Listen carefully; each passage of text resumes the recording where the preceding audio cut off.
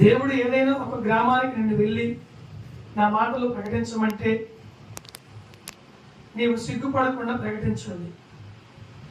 దేవుడు ఒక పట్టణానికి వెళ్ళి కరపత్రిక పంచమని చెప్పినప్పుడు నీవు భయపడకుండా కరపత్రికలు పంచాలి. దేవుడు ఒక మారుమూల ప్రాంతానికి వెళ్ళమని నేను దర్శిస్తే, ఖచ్చితంగా నీతో మాట్లాడితే ఆ మారుమూల ప్రాంతానికి వెళ్ళి నీ వంతుగా భారముగా బాధ్యతగా దేవుని యొక్క వాక్యాన్ని ప్రకటించాలి.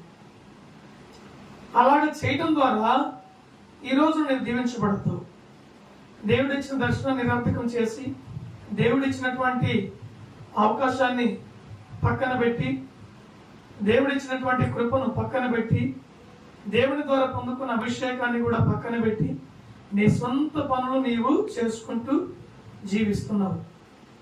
అలాగున నీకు దీవెన రాలేకపోతుంది, పొందుకోలేకపోతున్నావు. కారణం, దేవుని మాటకు విధేయత చూపలేకపోయావు, దేవుని మాటకు లోబడలేకపోయావు. అవిధేయత కలిగినటువంటి మనసు అవిధేయుడుగా, అవిధేయురాలుగా, మూర్ఖురాలుగా, మూర్ఖునిగా ఉండకుండా నీవు దేవుడు చెప్పిన మాటకు లోబడి చూపించిన ప్రదేశానికి వెళ్ళి, చూపించిన ప్రాంతానికి వెళ్ళి నీవు సువార్త ప్రకటిస్తే దేవుడు ఖచ్చితంగా నేను జ్ఞాపకం చేసుకొని అబ్రహామును దీవించిన రీతిగా నిన్ను, నీ కుటుంబాన్ని దీవిస్తాడు. ఆమేన్. హల్లెలూయా.